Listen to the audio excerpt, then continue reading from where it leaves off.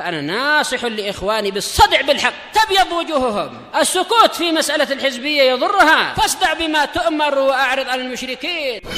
سلامي على دماج ورجالها والشيخ يحيى ودار العلم يا سعد بانيها. بسم الله الرحمن الرحيم. الحمد لله الذي أرسل رسوله بالهدى ودين الحق ليظهره على الدين كله وكفى بالله شهيدا. أشهد أن لا إله إلا الله وحده لا شريك له إقرارا به وتوحيدا، وأشهد أن محمدا عبده ورسوله صلى الله عليه وعلى آله وسلم تسليما مزيدا لا نبي بعده. إخواني في الدين، أعزني وأعزكم الله جميعا وبارك الله فيكم. Kita lanjutkan halaman berikutnya,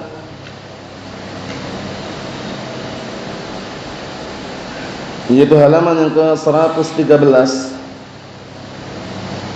Masih menyebutkan tentang keadaan manusia di hadapan ilmu syar'i, di hadapan petunjuk Allah Subhanahu wa taala. Rasulullah SAW mempermisalkan dengan permisalan yang sangat menyentuh dan mengharukan. Pembagian yang pertama sudah kita lewati pada pertemuan sebelumnya, yaitu orang yang peduli dan setia dengan ilmu, mengambil ilmu kemudian dia juga menyampaikan kepada manusia. Itu dipermisalkan seperti tanah yang subur, yang bisa menampung air, menyimpan air dan menumbuhkan tumbuh-tumbuhan. Paham? Menampung air, menyimpan air dan apa? Menumbuhkan tumbuh-tumbuhan. Sekarang kita lihat tipe yang kedua, diperhatikan baik-baik halaman 113 bagian tengah bawah itu. Wal qismu tsani, dan pembagian yang kedua, ala janibin minal khair illa annahum laisu kasinfil awal. Yang kedua ini masih bagus, hanya saja dia tidak seperti tipe yang pertama. Bisa dipahami? Yang pertama itu kan nyimpan air, nampung air dan menumbuhkan tumbuh-tumbuhan. Ibaratnya orang yang dia itu mampu mengambil ilmu dan menjelaskan kepada manusia, menyampaikan ilmu. Karena nggak setiap orang yang punya ilmu bisa menyampaikan. Bisa dipahami? Yang kedua inilah yang akan kita sebutkan adalah orang yang bisa mengambil ilmu, hafal Al-Quran, hafal As-Sunnah, tapi dia tidak diberikan kemampuan untuk menyampaikan ke orang lain. Bisa dipahami? Nah, dia hafal Al-Quran, hafal As-Sunnah, tapi dia tidak punya kelebihan untuk bisa menyampaikan. Dia belum mampu memahamkan ke orang lain, tapi orang lain bisa mengambil ilmu dari dia. Bertanya, ini ayat berapa, surat apa, dia bisa jawab. Bertanya, ini hadisnya apa, rawasnya apa, bisa jawab. Tapi untuk menjelaskan hadis, menjelaskan ayat, dia belum punya kemampuan. Bisa dipahami? Banyak seperti ini kan kadang-kadang. Nah, contohnya kita aja, mungkin ketika belajar Al-Quran, belajar As-Sunnah, menghafal Al-Quran, menghafal As-Sunnah, belum belajar usul misalkan, belum belajar bagaimana tata cara beristinbat dengan suatu dalil. Mungkin kita nggak bisa beristidlal, tapi hafal Al-Quran, hafal As-Sunnah, sehingga yang kedua ini tidak seperti yang pertama. Yang pertama hafal Al-Quran, hafal As-Sunnah dan bisa menyampaikan kepada orang. Berarti levelnya tinggi yang pertama kemarin ya. Yang kedua ini orang yang dia itu punya kebaikan, ilmu dia miliki, matan-matan hadis, matan-matan ilmu dia hafalkan, tapi dia tidak seperti tipe yang pertama. Bedanya apa bedanya? Yang kedua ini dia belum punya kemampuan untuk menjelaskan kepada orang lain, tidak punya kemampuan untuk memahamkan orang lain terhadap apa yang dia hafal. Bisa dipahami nggak? Ayo. Ibaratnya kita lihat, balhum qaumun harisu 'alal ilm fahafidul mutun. Bahkan mereka adalah suatu kaum yang semangat terhadap ilmu dan menghafalkan matan-matan. Matan dia hafal, matan Arba'in Nawawiyah dia hafalkan, matan Riyadhus Shalihin dia hafalkan, matan Umdatul Ahkam dia hafalkan, Al-Qur'an dia hafalkan. Walam takun ladaihim al-qudrah 'ala al-istinbat wal ijtihad wa husnul nadhar fil nusus wa nashr ilm fi dunyal bashar kal qism awal. Masyaallah, lihat bedanya tipis tapi memang ada seperti ini. Kata beliau, mereka-mereka ini semangat dalam masalah ilmu dan menghafal matan. Al-Quran dia hafal, hadis dia hafalkan, tapi mereka ini tidak punya kemampuan. Lam takun ladaihim qudrah, tidak punya kemampuan untuk mengambil istinbat, mengambil suatu hukum dari dalil yang dia hafalkan, dan juga belum mampu untuk beristihad, dan belum mampu untuk memandang dalil dengan pandangan yang indah, dan belum mampu menyampaikan ilmu pada dunia manusia ini. Paham maksudnya? Nah, kalau qism awal seperti tipe yang pertama. Paham bedanya, Zam? Bedanya paham insyaallah ya? Ini kan kadang-kadang kita jumpai kan, dia paham, dia hafal Al-Qur'an, hafal As-Sunnah, tapi kalau untuk menjelaskan belum bisa. Tapi ada manfaatnya enggak begitu? Tetap ada manfaatnya. Orang datang ke dia bisa ngambil manfaat. Ana lupa surat apa ini, dia jelaskan surat ini, ayat ini. Tapi untuk jelaskan ayatnya enggak bisa dia. Hanya menyebutkan surat Al-Baqarah ayat 5 misalkan. Paham? Ini hadisnya apa? Hadis Abi Hurairah riwayat Muslim. Tapi untuk menyampaikan, menjelaskan hadis, menjelaskan ayat, dia tidak punya kemampuan. Paham? Tapi masih bermanfaat enggak? Masih bermanfaat. Ibaratnya tanah ini tanah yang bisa dikatakan tandus, enggak subur kali, tandus dalam artian ketika air hujan turun, dia masih menampung dan menahan air, tapi tidak bisa menumbuhkan tumbuh-tumbuhan. Sehingga orang-orang datang ke situ ngambil air untuk minum, untuk ngasih makan, untuk ngasih minum binatang ternaknya. Bermanfaat enggak nih? Masih bermanfaat. Bisa dipahami bedanya? Kalau tipe yang pertama itu tanah yang subur, kena air hujan, nampung air, kemudian nyimpan air dan numbuhkan tumbuh-tumbuhan. Punya ilmu dia hafalkan, hafalan dia ada, ilmu dia ada, dia bisa menyampaikan kepada manusia. Bermanfaat sekali yang pertama ini. Yang kedua ini, hafalan dia punya, Al-Quran dia hafal, As-Sunnah dia hafal, tapi dia tidak punya kemampuan untuk menyampaikan ke orang lain. Tapi masih bermanfaat nggak? Masih bermanfaat. Orang lain bisa datang ke dia, tanya ke dia, tapi belum mampu memberikan pemahaman ke orang lain. Bisa dipahami? Ini biasanya dalam tahapan proses biasanya ya. Proses awal kali mungkin kita hafal Al-Quran, hafal, matan Jurumiyah hafal, matan Qawaidul Arba' hafal, matan Ushul Shalah hafal. Tapi kalau ditanya maknanya apa, bagaimana memahamkan orang lain, dia belum bisa. Bisa dipahami? Kita lihat lagi.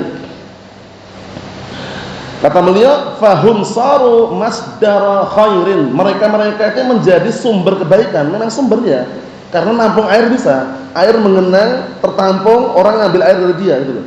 Walaupun dia belum bisa ngalirin orang lain. Paham? Bisa dipahami ya?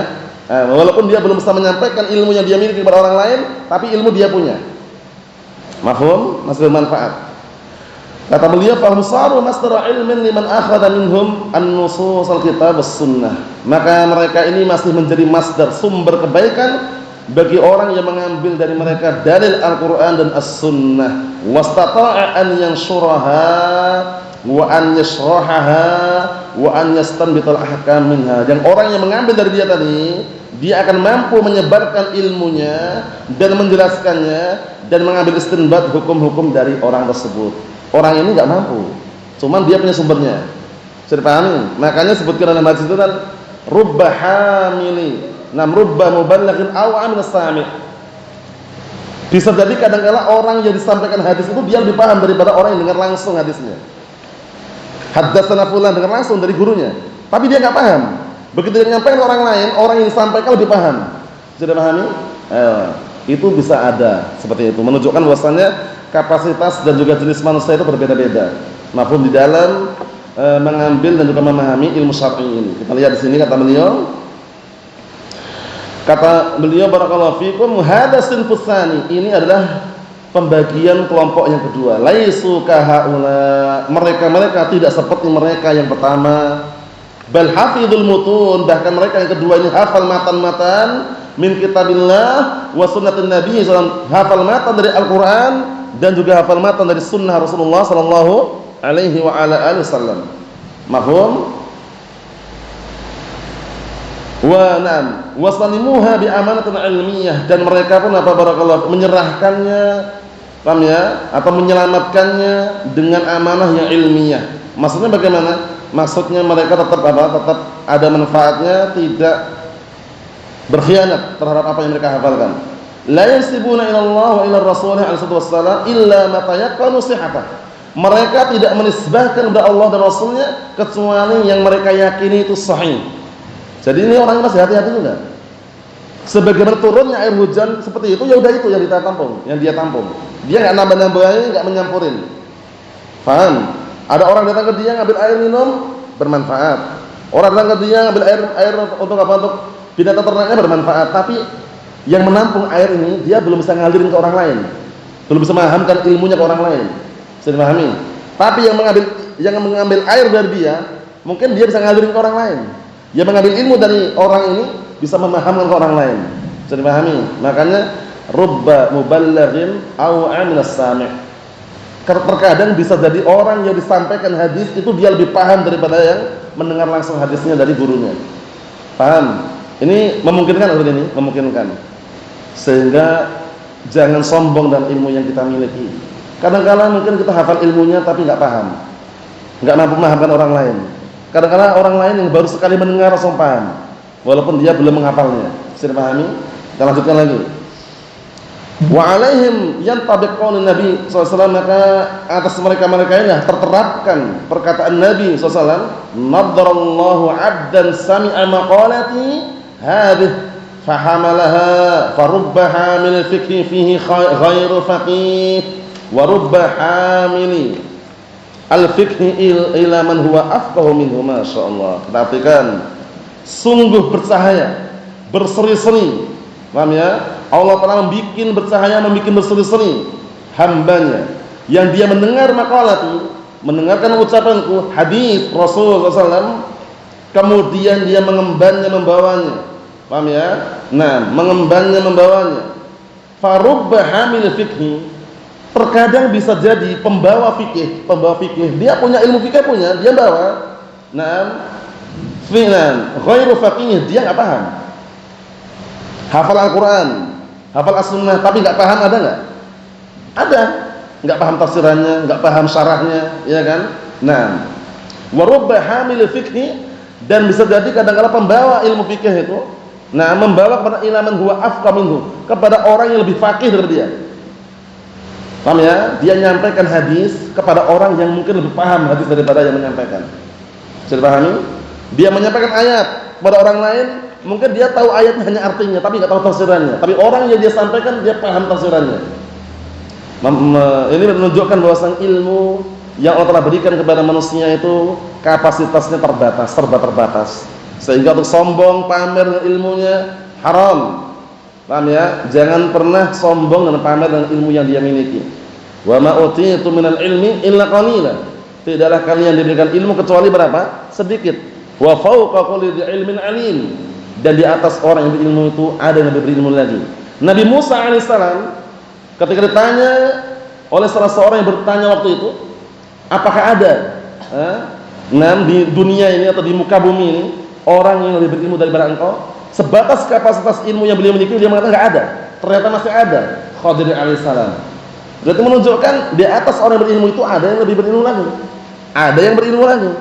Makanya kalau kita sombong dengan ilmu kita merasa paling berilmu, kemudian merasa semua ilmu kita kuasai, itu salah.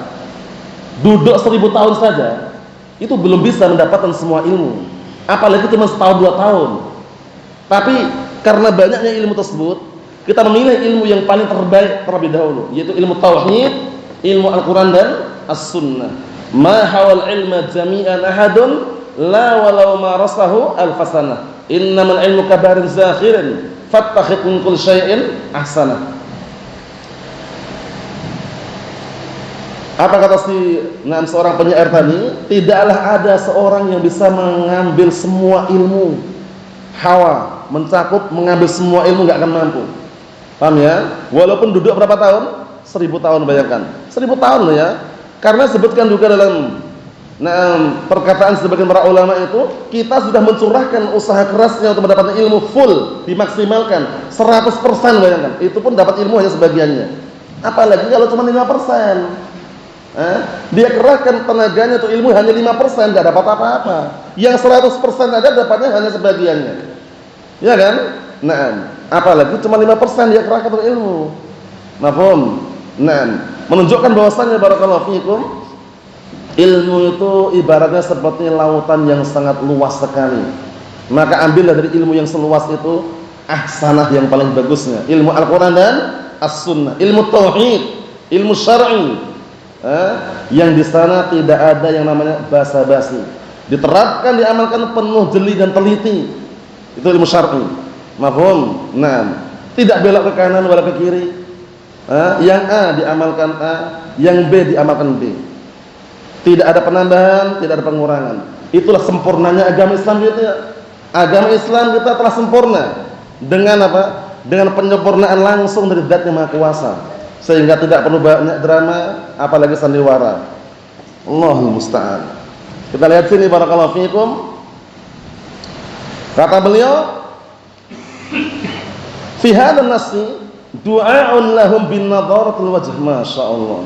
Di dalam hadis ini ada doa dari Rasulullah SAW untuk mereka orang-orang yang punya ilmu tadi dengan wajah yang berseri-seri. Lihat, orang yang punya ilmu wajahnya berseri-seri, bercahaya. Wahiyya al-baha wal husn, berseri-seri dan indah. Wal baha wal husn mizatun min mizati ahli hadis. Al-baha wal husn, bercahaya dan berseri-seri dan indah wajahnya ini merupakan salah satu ciri khas, paham ya, keistimewaan ahli hadis fi kulli zaman wa makan, di setiap waktu dan setiap tempat. Mungkin di dunianya kita belum bisa melihat ya, tapi nanti di akhirat Allah telah bedakan dengan wajah mereka yang berseri-seri, wajah mereka yang ganteng, jelas, terang benderang, bersih. Masya Allah. Wujuhuhum musyriqah li'annahum badhalu juhudahum, wajah mereka bersinar, memancar, dikarenakan mereka telah mencurahkan usaha keras mereka fi mardatillahi tabaraka ta'ala, dalam rangka mencari ridha Allah Subhanahu wa taala, bukan mencari ridha manusia. Karena kalau orang mencari ridha manusia, apa kata sebagian para ulama, ridhan nasi ghayatun la tudrab. Ridha manusia itu adalah suatu puncak yang tidak bisa diraih. Sudah berusaha, berupaya dengan perbuatan, dengan perkataan untuk mendapatkan ridha manusia, tapi kadang manusia tidak ridha. Tapi kalau mencari ridha Allah Ta'ala pasti dapat. Di mana ridha Allah Ta'ala? Di dalam Al-Quran dan As-Sunnah. Tinggal kita terapkan keyakinan, amalan, dan juga barakallahu perkataan. Mafhum? Kita lanjutkan lagi.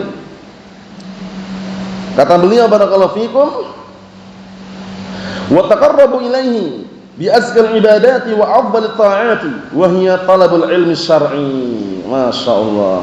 Dan mereka mendekatkan diri kepada Allah Subhanahu wa taala dengan ibadah yang paling suci, ibadah yang paling afdal, ketaatan yang paling afdal, yaitu mencari ilmu syar'i. Lihat, mencari ilmu syar'i. Paham ya? Nah, bukan ilmu duniawi, ilmu syar'i. Ilmu syar'i yang sumbernya jelas Al-Qur'an dan As-Sunnah. Alladzi la yataqaddam ilaihi. Yang apa? Nah, yang tidak ada satupun yang mendahulunya. Wa yunafis fihi, tidak ada yang mendahului, bersegera berlomba-lomba, illa kecuali al-uqala al-muwaffaqun minan nas, kecuali orang-orang yang berakal, orang-orang yang mendapatkan taufik dari kalangan manusia. Enggak setiap orang ya. Enggak setiap orang itu paham ilmu syar'i. Tidak setiap orang semangat untuk mencari ilmu syar'i. Oleh karena itu sebutan sini hanya orang-orang yang berakal. Berarti orang yang mencari ilmu enggak berakal. Mereka punya akal, cuman kurang akalnya. Kenapa kurang? Nah, barakallahu fi, karena seharusnya mereka sempurnakan dengan ilmu syar'i ini. Disempurnakan dengan ilmu agama. Kang lihat ini, kecuali uqala, orang-orang berakal dan orang-orang yang diberikan taufik dari kalangan manusia. Sampai-sampai Imam Nawawi rahimahullah taala menyebutkan dalam Muqaddimah Riyadhus Shalihin, beliau menggelari orang-orang yang cerdas, orang-orang yang berakal, itu orang-orang yang mereka peduli dengan akhiratnya dan mereka menceraikan dunianya. Ditalak loh dunia, ditalak sama dia. Paham ya? Nah, ditalak bagaimana maksudnya? Maksudnya dia waspada terhadap dunia, ambil seperlunya, sisanya murni untuk akhirat. Pantunnya Zam.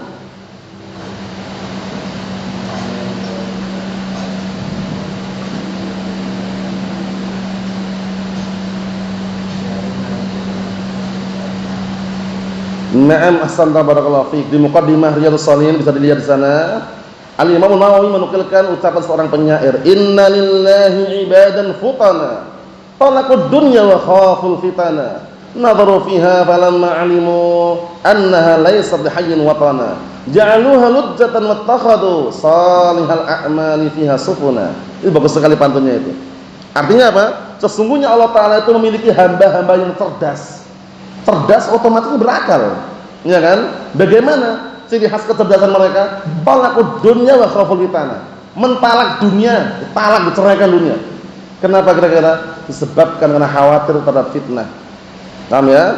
Kemudian memperhatikan nadharu fiha, kemudian orang-orang cerdas tersebut memperhatikan dunia, annaha laysat bihayyin watana. Ternyata bukan negeri yang akan dihuni selamanya.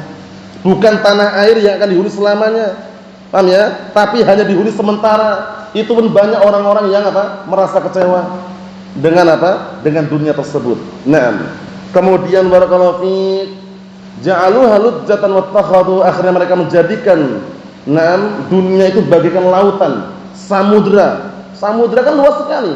Ada samudra Hindia, samudra Atlantik, samudra Pasifik, samudra besar-besar itu, ya kan? Nah, terus bagaimana yang mereka jadikan untuk menyeberangi samudra, untuk mengarungi samudra ini? Wattakhadhu salihal a'mali fiha sufuna. Mereka menjadikan amalan saleh sebagai perahu untuk menyeberanginya. Nah itu. Amalan saleh perlu ilmu, ya kan? Nah, menunjukkan bahwasannya dunia barakallahu fiik hanya sementara sifatnya, tidak selamanya. Sedangkan akhirat kekal abadi, tidak ada yang keduanya.